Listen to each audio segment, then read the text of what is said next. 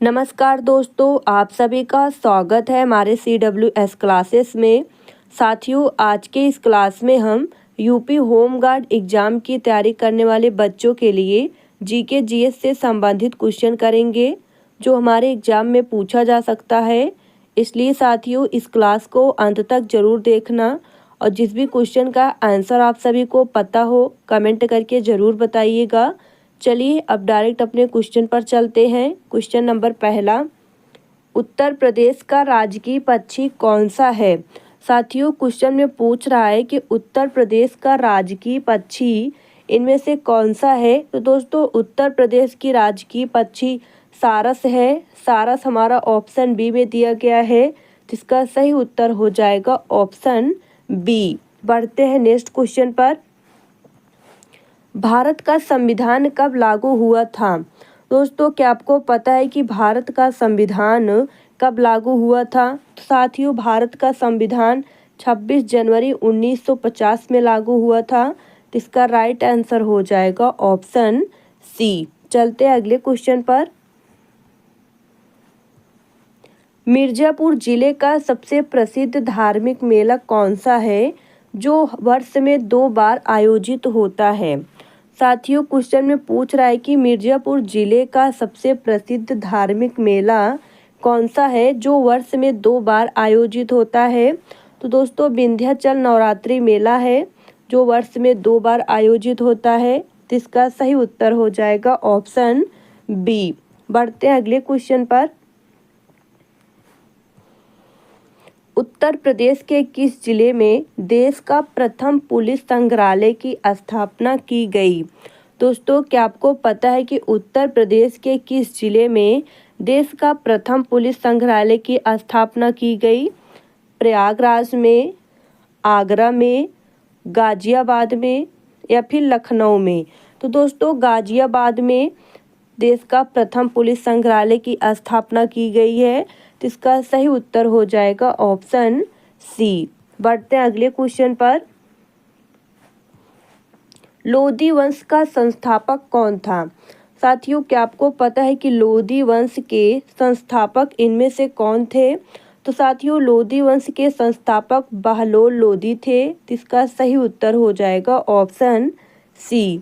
चलते हैं next question पर। सौरमंडल का सबसे चमकीला ग्रह कौन सा है?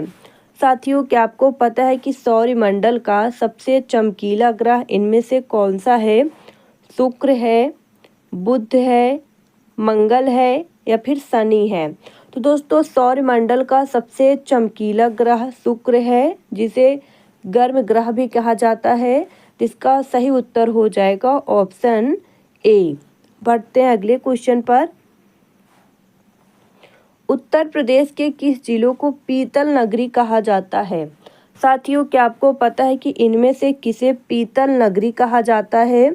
अलीगढ़ को, मेरठ को, फिरोजाबाद को या फिर मुरादाबाद को? तो दोस्तों, पीतल नगरी के नाम से हम मुरादाबाद को जानते हैं। मुरादाबाद हमारा ऑप्शन डी में दिया गया है। तो इसका राइट आंसर हो जाएगा ऑप्शन डी। चलते हैं अगले क्वेश्चन पर। काजीरंगा राष्ट्रीय उद्यान किसके लिए प्रसिद्ध है? दोस्तों, क्या आपको पता है कि काजीरंगा राष्ट्रीय उद्यान जो है, इनमें से किसके लिए प्रसिद्ध है? बाघ के लिए, एक सींग वाला गैंडा के लिए, हाथी के लिए या फिर शेर के लिए?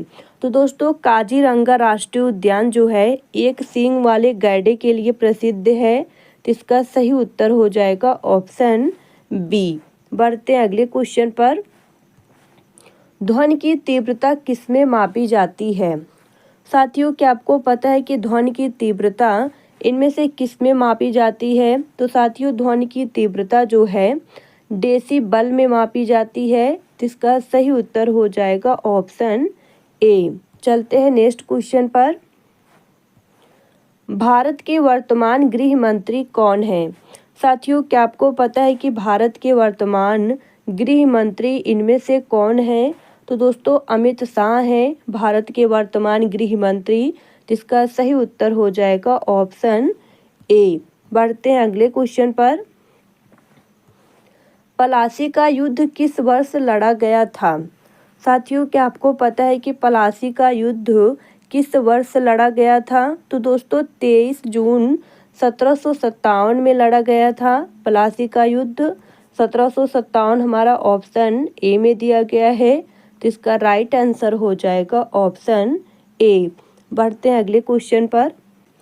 उत्तर प्रदेश के किस जिले की जनसंख्या सर्वाधिक है? दोस्तों, क्या आपको पता है कि इनमें से किस जिले की जनसंख्या सबसे अधिक है? लखनऊ की, प्रयागराज की, कानपुर की या फिर वाराणसी की? तो दोस्तों प्रयागराज की जनसंख्या सबसे अधिक है और सबसे कम पूछे तो महोबा है, तो इसका सही उत्तर हो जाएगा ऑप्शन बी। बढ़ते हैं अगले क्वेश्चन पर। दुधवा राष्ट्रीय उद्यान किस जिले में स्थित है? साथियों, क्या आपको पता है कि दुधवा राष्ट्रीय उद्यान इनमें से किस जिले में स्थित है? लखीमपुर खीरी में, सोनभद्र में, मिर्जापुर में या फिर ललितपुर में? तो दोस्तों दुधवा राष्ट्रीय उद्यान लखीमपुर खीरी में स्थित है, तो इसका सही उत्तर हो जाएगा ऑप्शन ए। बढ़ते हैं नेक्स्ट क्वेश्चन पर। उत्तर प्रदेश की पहली महिला राज्यपाल कौन थी? दोस्तों, क्या आपको पता है कि उत्तर प्रदेश की पहली महिला राज्यपाल कौन थी? तो दोस्तों सरोजिनी नायडू थी उत्तर प्रदेश की पहली महिला राज्यपाल, तो इसका सही उत्तर हो जाएगा ऑप्शन बी। बढ़ते हैं अगले क्वेश्चन पर। बिजली का सबसे अच्छा सुचालक कौन सा तत्व है? दोस्तों, क्या आपको पता है कि बिजली का सबसे अच्छा सुचालक इनमें से कौन सा तत्व है? लोहा है, तांबा है, चांदी है या फिर एल्यूमिनियम है?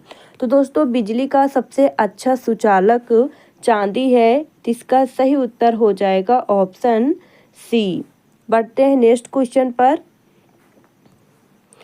सूर्य के प्रकाश द्वारा शरीर में किस विटामिन का संश्लेषण होता है? दोस्तों, क्या आपको पता है कि सूर्य के प्रकाश द्वारा शरीर में किस विटामिन का संश्लेषण होता है? तो दोस्तों विटामिन डी का होता है, जिसका सही उत्तर हो जाएगा ऑप्शन डी।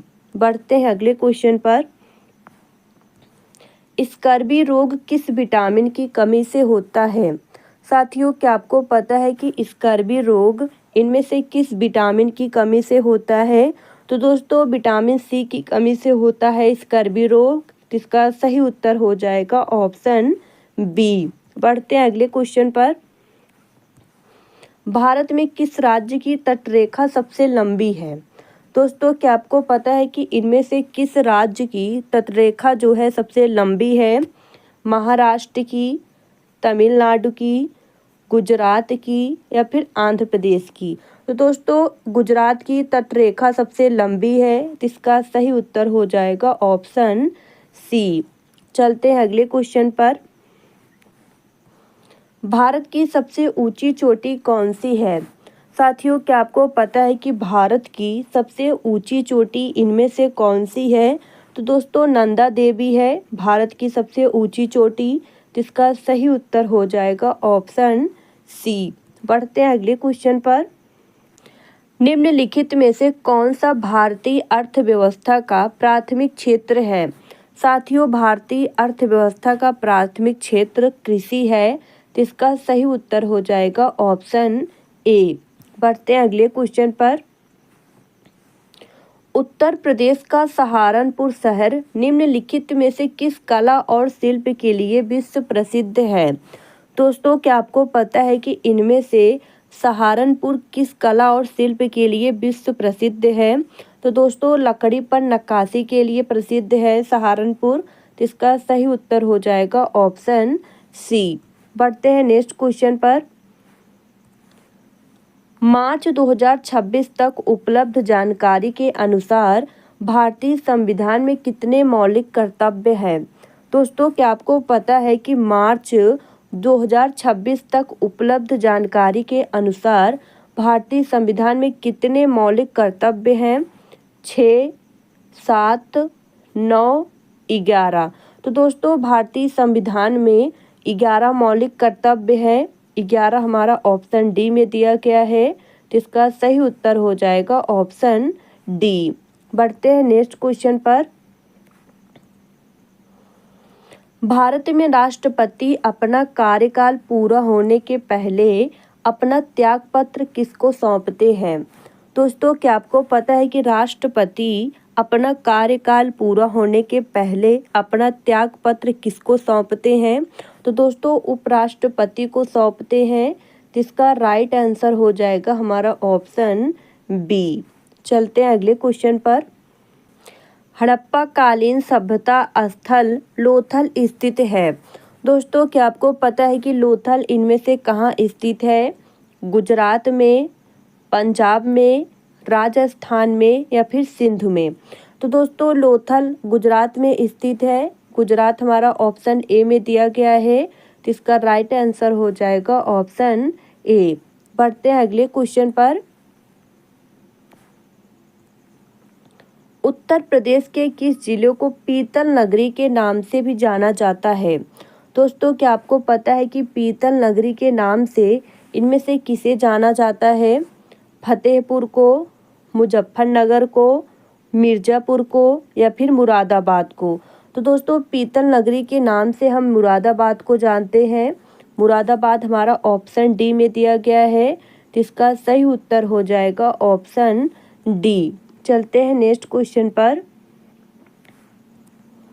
उत्तर प्रदेश में होमगार्ड की स्थापना किस अधिनियम के द्वारा हुई है? दोस्तों, क्या आपको पता है कि उत्तर प्रदेश में होमगार्ड की स्थापना इनमें से किस अधिनियम के द्वारा हुई है? तो दोस्तों, अधिनियम 1963 के द्वारा हुआ था और 1972 में इसमें संशोधन हुआ था। तो इसका सही उत्तर हो जाएगा ऑप्शन ए। चलते हैं अगले क्वेश्चन पर।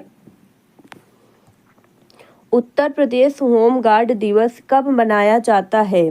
साथियों, क्या आपको पता है कि उत्तर प्रदेश होमगार्ड दिवस हम कब मनाते हैं? तो साथियों, 6 दिसंबर 1962 में मनाया जाता है। जिसका सही उत्तर हो जाएगा ऑप्शन ए। बढ़ते हैं नेक्स्ट क्वेश्चन पर। उत्तर प्रदेश होमगार्ड के मुखिया को क्या कहा जाता है? दोस्तों, क्या आपको पता है कि उत्तर प्रदेश होमगार्ड के मुखिया को क्या कहा जाता है? तो दोस्तों, कमांडेंट जनरल कहा जाता है होमगार्ड के मुखिया को। तो इसका राइट आंसर हो जाएगा ऑप्शन बी। बढ़ते हैं नेक्स्ट क्वेश्चन पर। उत्तर प्रदेश में होमगार्ड की कितनी कंपनी कार्यरत है?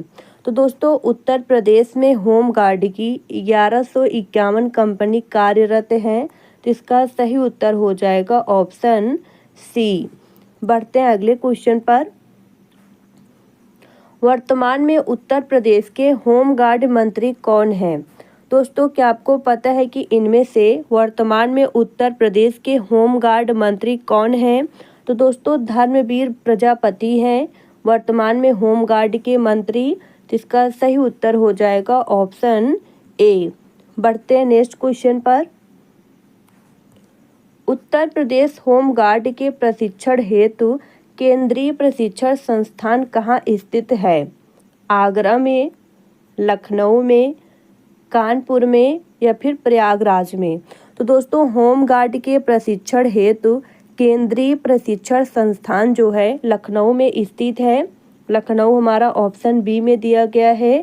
तो इसका सही उत्तर हो जाएगा ऑप्शन बी। चलते हैं अगले क्वेश्चन पर।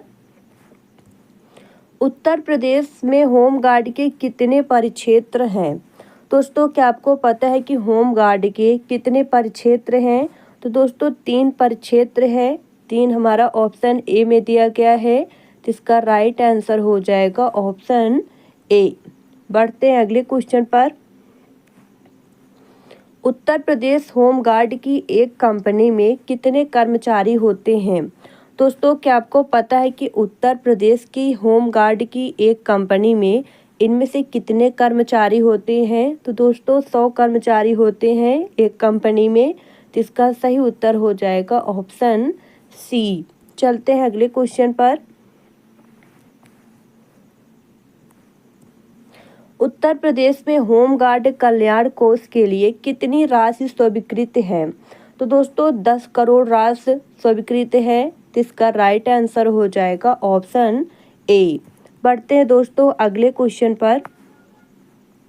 हड़प्पा काल का इनमें से कौन सा नगर 3 भागों में विभाजित था? दोस्तों क्या आपको पता है कि इनमें से कौन सा नगर 3 भागों में विभाजित था? तो दोस्तों धौलावीरा था जो 3 भागों में विभाजित था। इसका सही उत्तर हो जाएगा ऑप्शन डी। चलते हैं अगले क्वेश्चन पर।